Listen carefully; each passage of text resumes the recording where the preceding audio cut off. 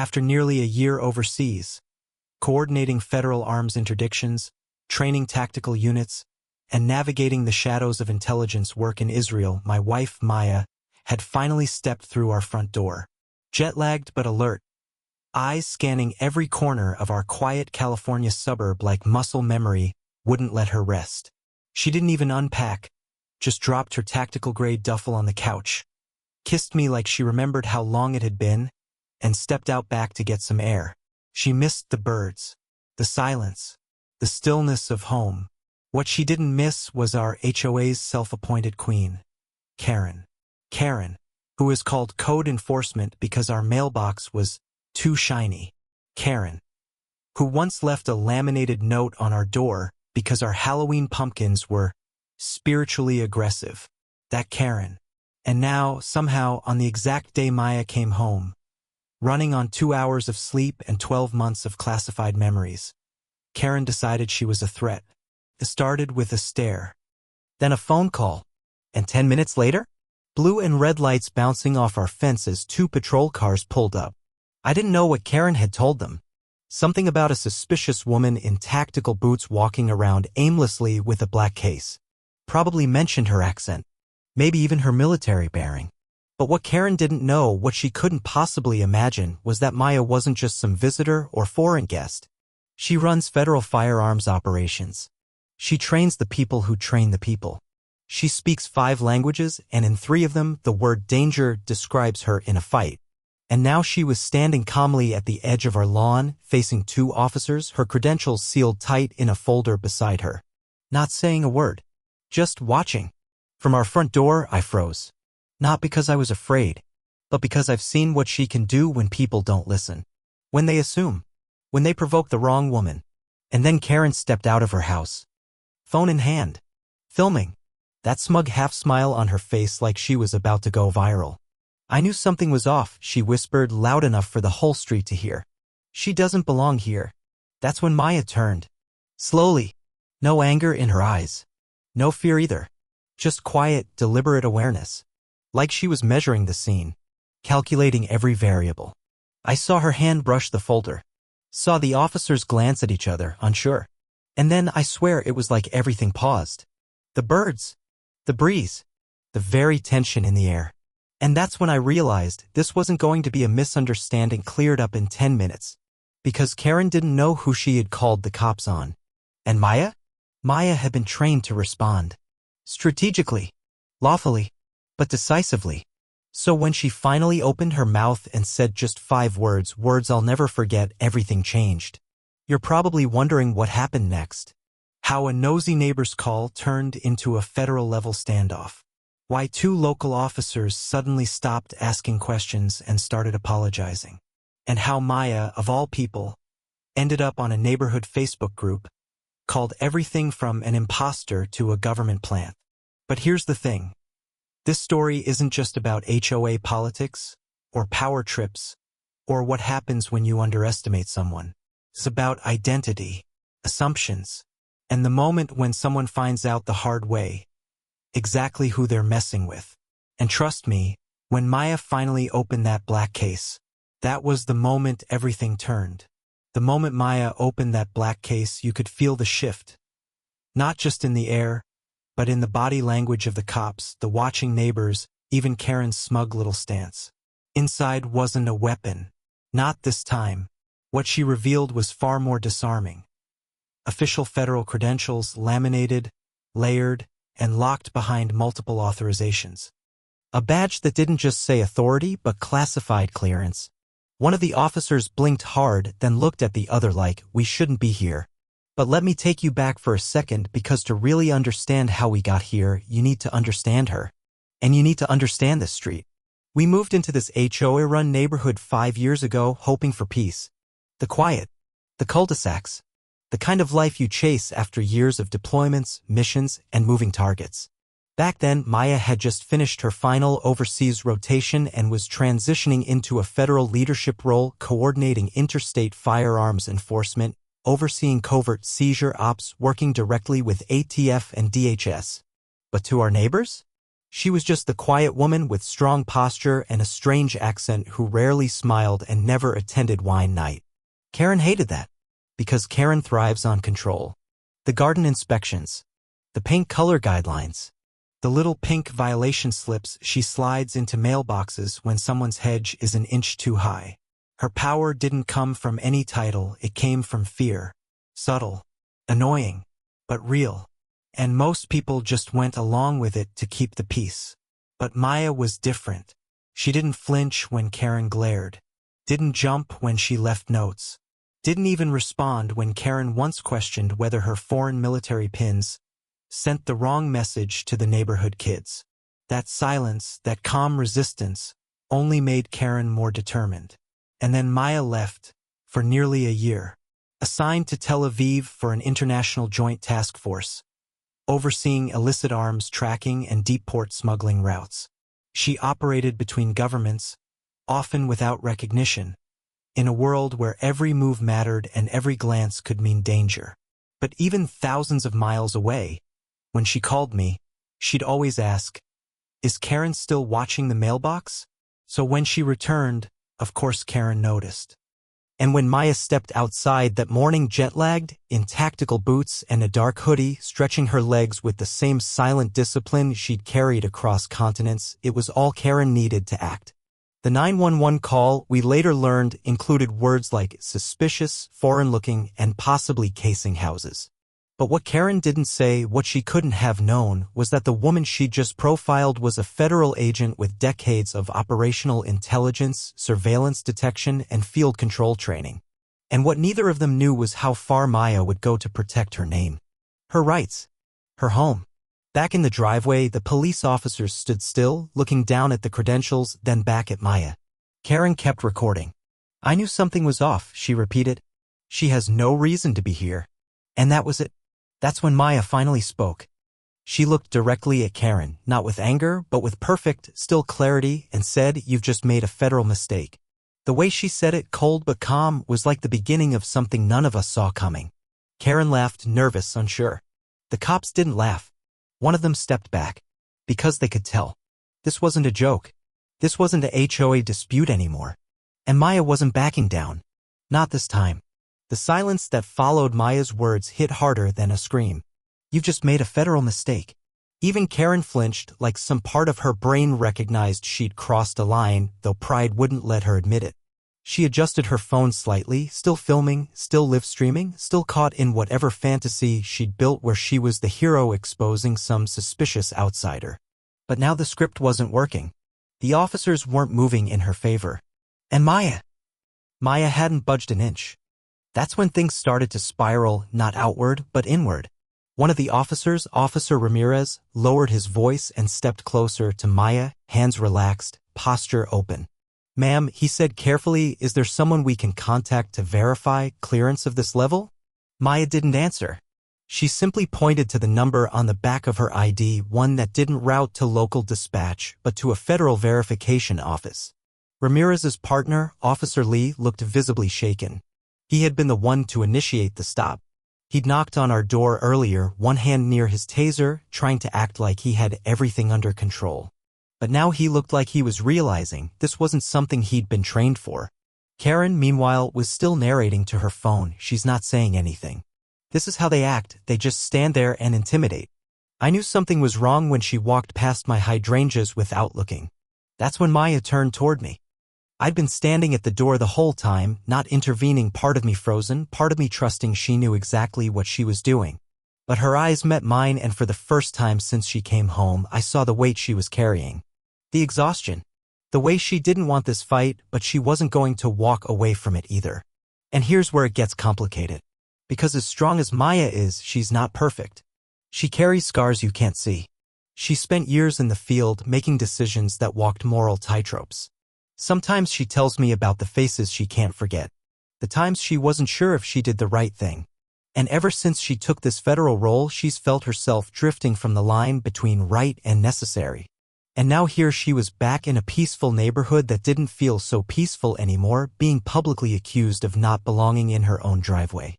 The deeper truth? This wasn't just about Karen. Not entirely. Karen may have lit the match, but what was really burning was Maya's battle with belonging. After years of being respected in war zones and debrief rooms, here she was being treated like a threat in the country she'd risked everything to protect. And then another layer dropped. A sleek black sedan pulled up slowly behind the police cars. A man in a suit stepped out. No uniform, no badge showing, but Maya clocked him instantly. "Langston," she murmured. Her old handler. From D.C. I had no idea he was coming. Neither did she. Now even the cops looked confused. Karen stopped filming just for a second. Langston's eyes swept the scene like he just walked into the middle of a tactical mess. And all he said was, "Agent Cohen, we need to talk. Now." Whatever this was, it had just gotten bigger. And Karen? Karen had no idea the storm she'd started wasn't just local. It was federal. And it wasn't over. Not even close. Langston's voice was calm, but underneath it, pressure. "Agent Cohen." Now. Maya didn't move right away. She didn't have to. The way her jaw tightened told me she already knew this wasn't routine. Langston showing up meant something was off. Very off. His presence was never casual. And he didn't just show up in suburban California without a classified reason. Officer Ramirez instinctively took a step back. Officer Lee opened his mouth as if to object, but then closed it again when Langston flashed something too fast for anyone else to read. Karen squinted, phone still up, whispering now like she could sense her video was slipping from neighborhood drama into something she wasn't prepared to handle. Maya nodded once, picked up the black case, secured the folder, then followed Langston around the side of our house out of view. I started to follow, but Langston raised one hand behind him. "Not you," he said without turning. "She's the only one cleared for what's next." My stomach dropped. I looked over at Karen, whose face was now a mix of confusion and growing unease. This wasn't fun anymore. This wasn't a story she could twist into a next-door cautionary tale. But her pride wouldn't let her back down. Not yet. She stepped toward Officer Ramirez, lowering her phone but raising her voice. "Who is she? What agency? If she's dangerous, I deserve to know. This is my neighborhood." Ramirez gave a polite, tight-lipped response. "Ma'am, you filed your complaint. You're advised to let this play out now." He didn't sound sure of anything anymore. And neither did Lee, who kept glancing toward the side of the house, like he was expecting someone, or something, to come back around the corner. But it didn't. Not yet. Behind the house, I knew what was happening. Langston wasn't just giving an update. He was activating something. I could almost hear his voice in my head. "You've been flagged. There's chatter about your name. They know where you are now." The secrets Maya had buried in Tel Aviv were rising again. And somehow Karen's little phone call had triggered a wave bigger than any of us could have seen coming. Because here's what most people don't understand about federal firearms operations. It's not just about weapons. It's about information tied to weapons. Tracking black market shipments. Monitoring who's buying off books. Stopping bad deals before they start. Maya had intercepted something overseas that wasn't supposed to come home. And yet it had. And now? She was being asked to answer for it. From inside the house, I saw movement in the reflection of our sliding glass door. Maya and Langston were deep in conversation. Hands moving. Eyes locked. Whatever he told her, it changed everything. She stepped back once. Blinked. Then shook her head. Slowly. Langston didn't argue. He handed her something. Small. Metallic. Looked like a USB. She stared at it like it might burn her fingers. Then pocketed it and turned to come back around the house. I opened the door. She didn't say anything. Not to me. Not to the cops. She walked straight toward Karen. And for the first time since this entire mess began, Karen actually stepped back. Maya's voice was low. Controlled. "You wanted to know who I am?" Karen opened her mouth. Maya leaned in. "You're about to find out." And then, a sharp buzz. Maya's phone. She checked the screen. Her expression darkened. "Someone's here." She looked toward the end of the street. And in the distance, a black SUV was pulling up tinted windows. No plates. That's when the real threat arrived. And none of us were ready. The SUV rolled to a slow, silent stop. Tinted windows. No plates. The engine cut. Maya's eyes locked on the vehicle. Her hand instinctively hovered near her side, not for a weapon, but for balance, for control, for grounding. Langston stepped out from behind the house just as the back passenger door of the SUV creaked open. Out stepped a man Maya hadn't seen in 2 years. Not since Jerusalem. His name was Rafi. And he wasn't supposed to be alive. 2 years ago, Maya led an op to dismantle a shadow cell trafficking unregistered military-grade firearms across 3 continents. Rafi was the middleman, fluent in 5 dialects, slippery, informally connected to black market routes but officially untraceable. He vanished before the final takedown. The assumption was simple: he was killed by his own handlers. Yet here he was, on her quiet American street, smiling. Karen, still clutching her phone, blinked at the sight of him, clearly unsure whether to feel threatened or intrigued. Officer Lee's hand hovered over his radio. Ramirez stepped in front of Karen on instinct. And Maya? She didn't move.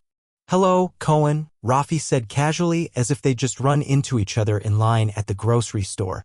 "Didn't expect the welcome party." Langston cursed under his breath. "He wasn't supposed to find you." Maya turned to him slowly. "You led him here." Langston flinched, just slightly. And that was the twist. Not the SUV. Not Rafi. Langston. He hadn't come to protect her. He'd come to contain her. Something Maya intercepted in Tel Aviv, something she never reported, was now threatening to expose a deeper operation. One that went beyond smuggling. One that reached into the agencies she thought she could trust. "You've been off the grid too long," Langston said, almost apologetically. "You buried things that weren't yours to bury. You used Karen's call to track me," she said, her voice hollow. "You activated a flag on my ID. That's how Rafi found me. He didn't deny it." "Why?" I asked, stepping in for the first time. "She risked everything for you people." Langston looked at me, then at Maya. "Because she knows too much. And she never should have come home." The words hung in the air like a loaded weapon. Karen, suddenly grasping that she might be part of something far beyond HOA violations and Facebook rants, backed away silently. But Maya didn't budge. "You brought him here to clean it up," she said. Langston's eyes were steel. "You leave with him now. Quietly. Or this entire street becomes collateral damage." That was the moment the line broke. Because what started as a nosy neighbor's mistake had turned into a chess game, one where Maya had been 3 moves behind and didn't even know she was a piece on the board. Until now. But Maya wasn't one to be cornered. Her eyes flicked to the USB still in her pocket. Then to Rafi. Then to me. "I'm not leaving," she said. "Not unless it's on my terms." And then from somewhere down the block, a loud crack. Not a gunshot. But sharp. Metallic. A drone. Whirring into view over the rooftops. Karen screamed. Maya turned her head slowly toward the sound. Rafi looked up and grinned. "Too late," he said. Something had been triggered. And the quiet little street? It just became a battlefield. The drone hovered overhead, silent except for the soft electric whine slicing through the air. Its sleek black body glinted in the last threads of sunlight, blinking red. Watching. Recording. Or waiting for a signal. Rafi didn't move. His smirk said everything. He thought he'd already won. Maya, eyes still locked on the drone, slowly reached into her pocket. "You sure you want to do that?" Langston warned, stepping forward. She ignored him. Pulled out the USB. Tiny. Harmless looking. But the weight of it, you could feel it from across the street. It held everything. The encrypted files she'd extracted in Tel Aviv. Names, money trails, private contracts tied to illegal arms shipments. Most damning of all, documentation of an off-books program within Langston's agency, an op that used people like Rafi to fund untraceable black ops by intentionally letting certain weapons slip into conflict zones. Karen was still crouched behind a bush, trembling now, realizing she had filmed every second of this. Officer Ramirez glanced at her, then at Maya, then stepped forward, just a little, like something in him finally understood who he was supposed to trust. Rafi took one step toward Maya. "That's not going to save you. I walk away, this ends clean. You push send and everyone burns." "I'm not trying to save myself," she said. She held up the USB between 2 fingers. And then she snapped it. "Just like that," Langston shouted. Rafi lunged. Too late. Because Maya had already uploaded everything 5 minutes ago when she scanned the credential folder for Officer Ramirez. The USB? A decoy. The data? Already in the hands of 3 independent journalists. She wasn't bluffing. She never did. You underestimated the wrong quiet neighbor, she said, eyes hard. Rafi reached for her, but Ramirez tackled him. Officer Lee, finally breaking free from paralysis, moved in to cuff him. Langston backed away, trying to blend into the chaos. But Maya turned on him fast. You brought this here, she said, voice tight with rage. Used a neighbor's ignorance to trigger an operation you couldn't control. What did you think would happen? Langston didn't answer. Sirens began wailing in the distance. Feds, not local. Someone had picked up the signal from the drone feed. Backup was coming, but not for him. He knew it. He looked at me. Just once. But I didn't look away. He turned and ran. 2 blocks down, a black SUV, the second one, cut him off. Clean. Silent. They pulled him in without a word. Back in our yard, Maya stood completely still. Breathing hard. Sweat on her brow. Her body loose, but her hands were shaking. It was over. Or so we thought. As paramedics arrived to check on Karen, who still hadn't spoken since the drone appeared. She reached out and grabbed my arm. Her voice was a whisper. Shaky. I wasn't just filming for myself, she said. I blinked. What? She swallowed. I posted the first video live. But I also sent it to someone else. Someone who asked me to report anything unusual on your property. My chest tightened. Who? She looked around. I don't know. He called himself Thatcher. Maya's face went pale, because Thatcher wasn't just a name from her past. It was the code name of the man who funded the program she tried to shut down. The real man in the shadows. Still watching. Still out there.